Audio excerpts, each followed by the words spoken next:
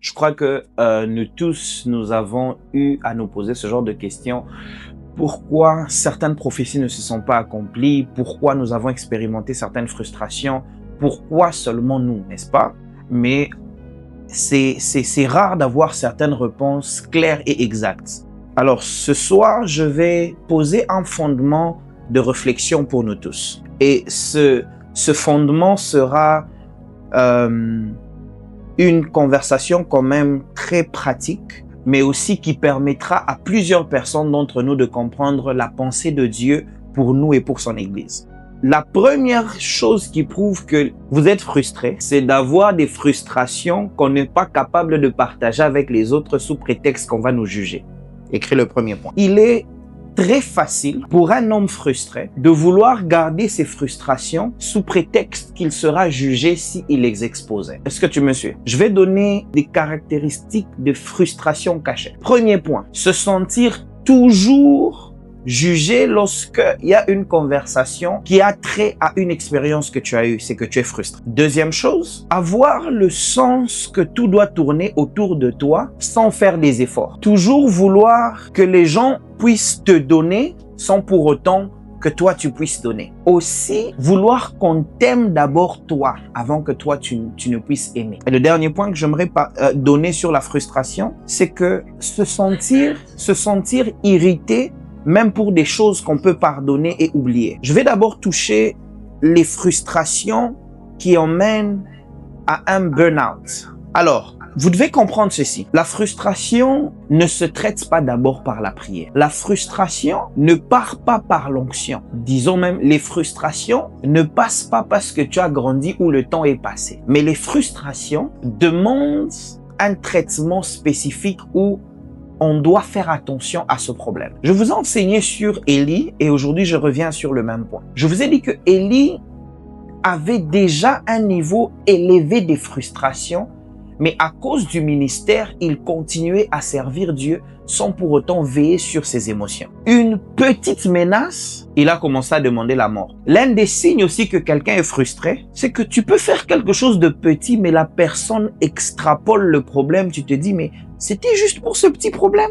Peut-être tu as juste touché quelque chose qui appartient à quelqu'un et la personne te fait voir comme si tu es le diable, si je peux même le dire. Tu vas te rendre compte, c'est le jour où tu fais la plus petite blague que ton mari se fâche le plus. La blague à laquelle tu t'attendais le moins, tu te disais, non là vraiment c'est rien de grave, mais c'est là qu'il se fâche. J'aimerais nous aider nous tous à comprendre que à 90% nous sommes blessés et nous grandissons spirituellement, mais nous ne guérissons pas dans les émotions. L'église nous frustre, l'église nous blesse. Le monde nous blesse, le monde nous frustre. Sur le plan intellectuel, tu te sens frustré parce que peut-être les gens t'ont dévancé par rapport à certaines personnes. Et l'un des signes même que tu es frustré, c'est que l'horloge de ta vie est toujours quand tu regardes les autres. Tu regardes les autres et tu penses que tu es en retard. C'est que tu es frustré. Être frustré n'est pas le problème. Demeurer frustré est un grand problème ou un grand piège.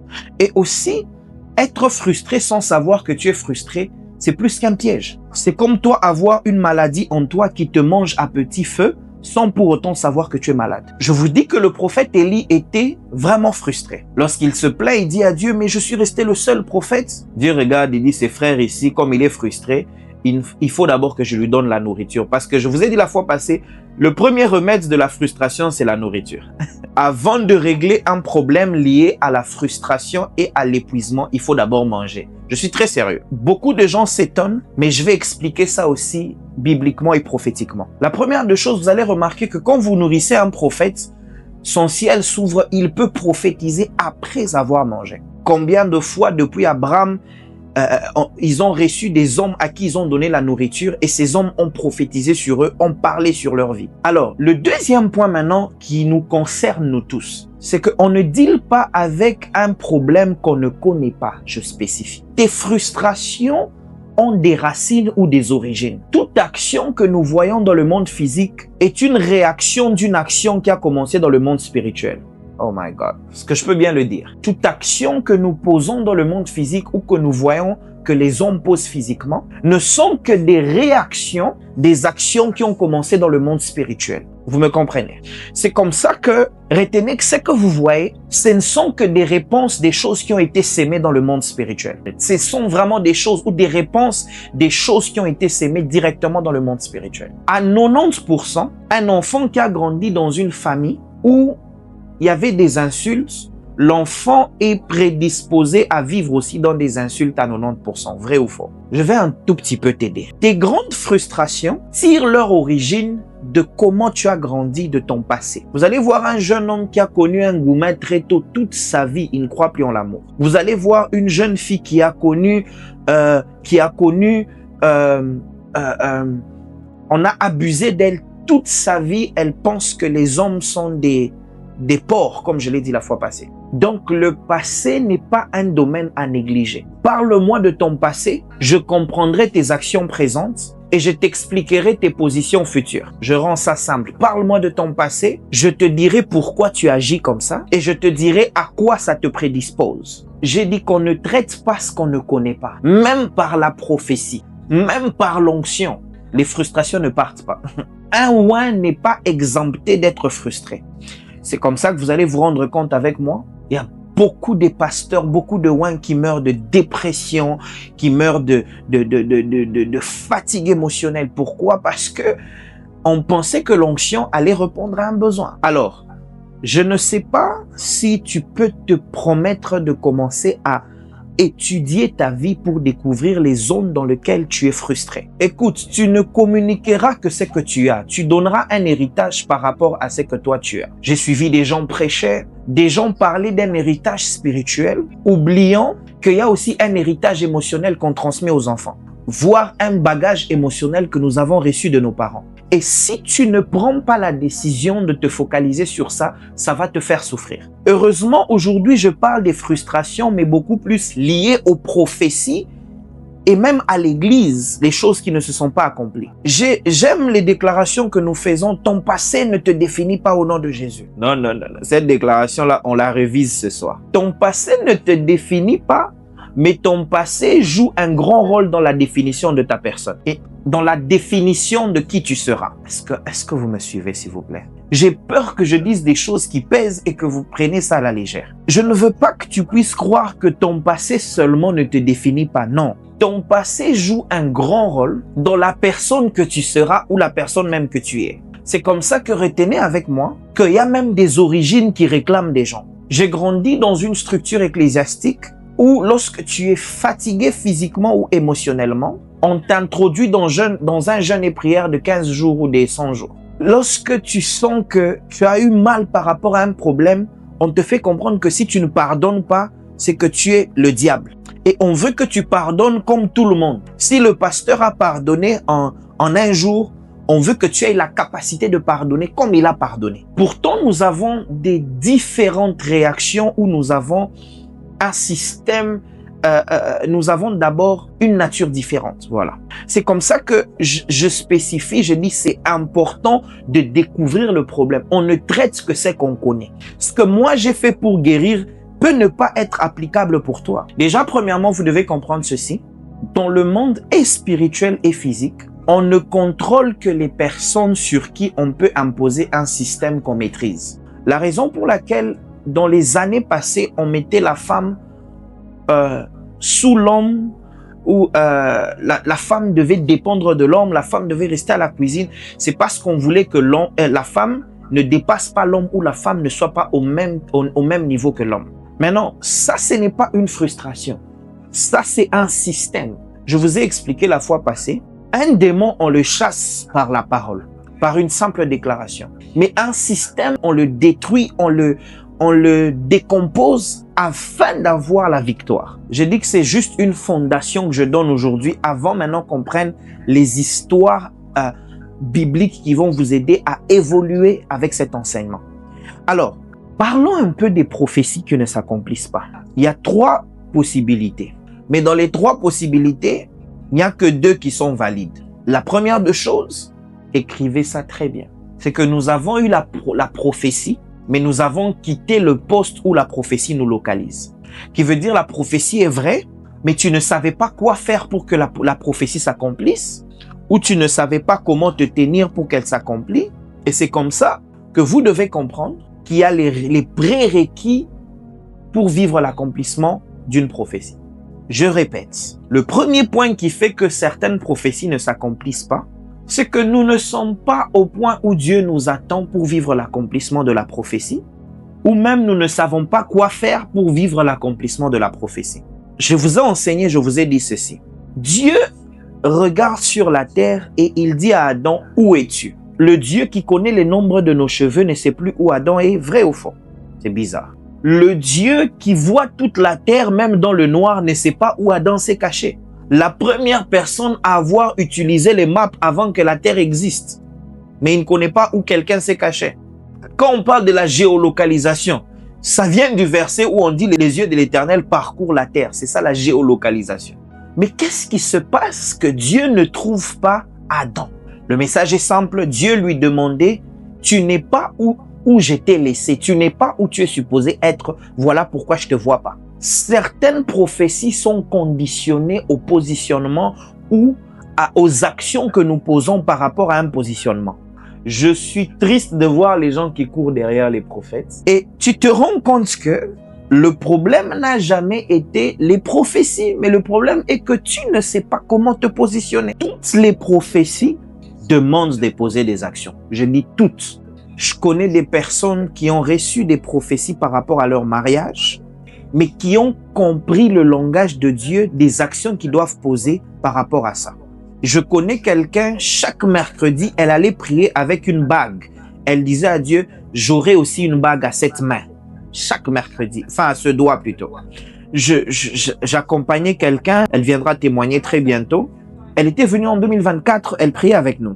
Et elle était venue avec le sujet du mariage. Je lui ai dit, achète ça, ça, ça, et on va prier avec. On a commencé à prier, et c'est un autre prophète qui lui a dit, quand tu as acheté ces choses, Dieu a ouvert ton mariage. J'exagère, je connais encore certaines personnes qui ont payé les habits de bébé par instruction divine, pas par émotion. Je vais expliquer ça aussi. Ils ont prié après 2-3 ans, Dieu leur a donné des enfants. Et je finis en disant ça. J'ai vu une autre dame, elle a reçu l'instruction, elle a commencé à, comment on dit, faire la provision pour la femme de son pasteur pendant toute une année. Elle ne priait pas. Elle faisait juste ça parce que Dieu lui avait dit, ça va ouvrir ton mariage. Et c'est là que j'ai compris, chaque prophétie demande des actions prophétiques et des gestes prophétiques pour vivre aussi leur accomplissement. Maintenant, il ne faut pas juste faire des actions prophétiques que vous ne comprenez pas et que le Saint-Esprit ne vous a pas inspiré. C'est là que les frustrations commencent. Il y a quelqu'un qui m'a dit, moi j'ai fait toutes sortes de prières, j'ai fait des actions prophétiques, mais jusqu'à présent, je ne vois rien.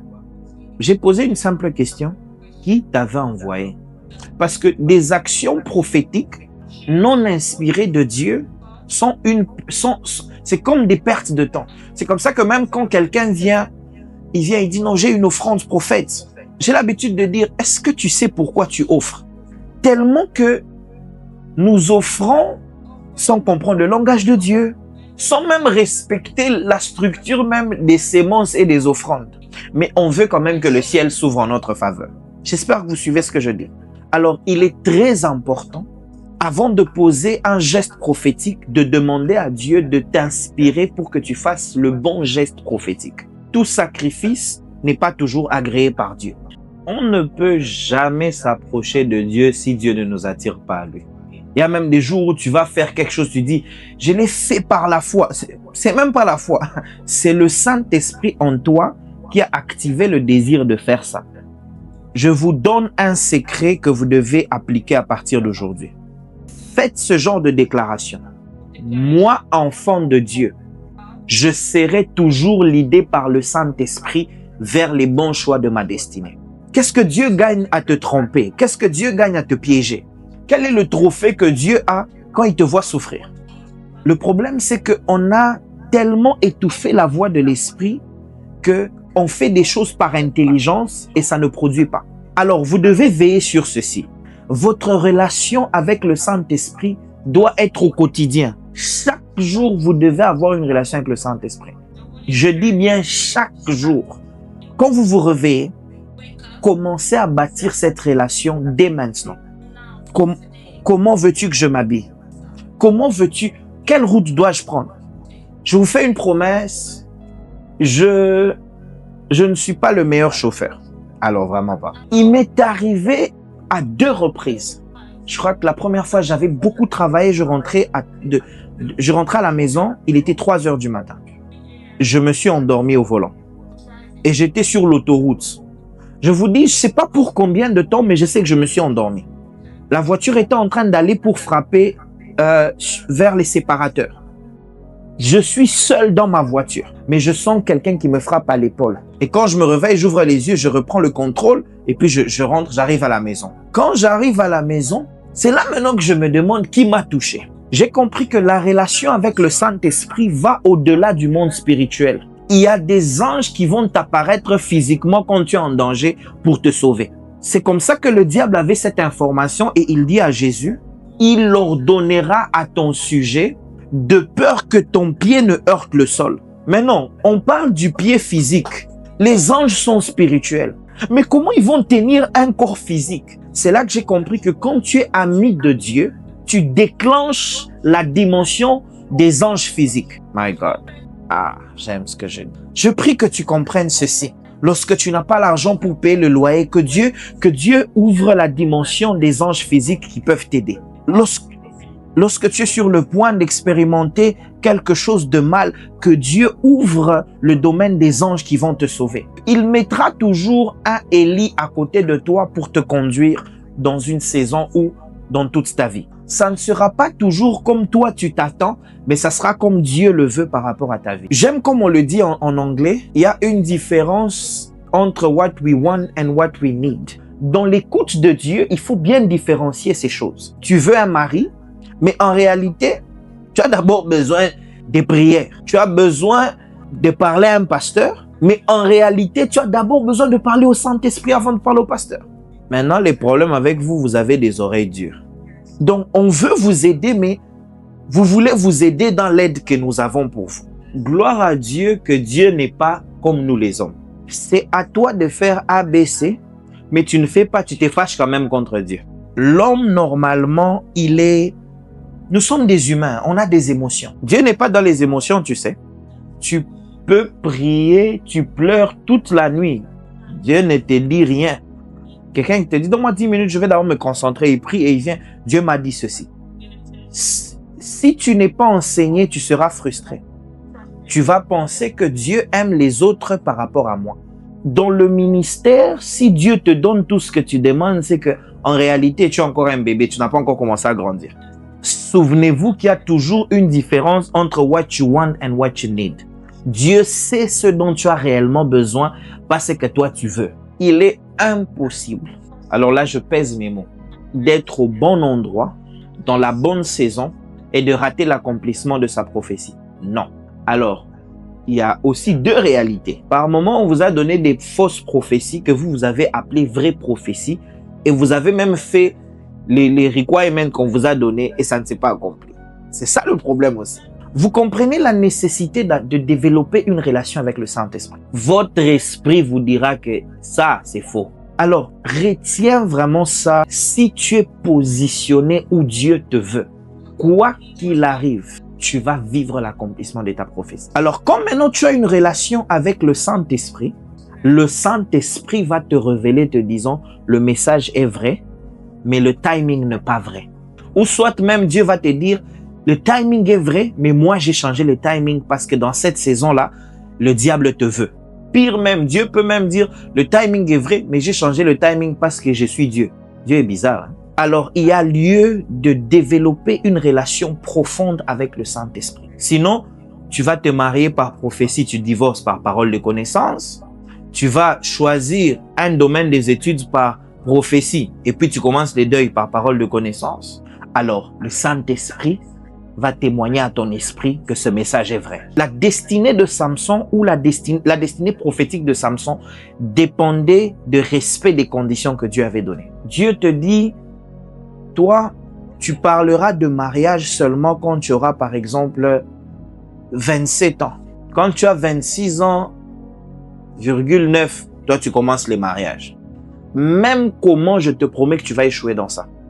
C'est comme ça que c'est très important de connaître ce que Dieu t'a dit ou ce que Dieu a dit à la personne avec qui vous entrez en alliance. Donc j'ai touché un peu les frustrations en général. Bats-toi tôt afin que tu puisses aussi vaincre les combats pour que tes enfants se réjouissent aussi. Alors que Dieu nous garde au nom de Jésus. Amen.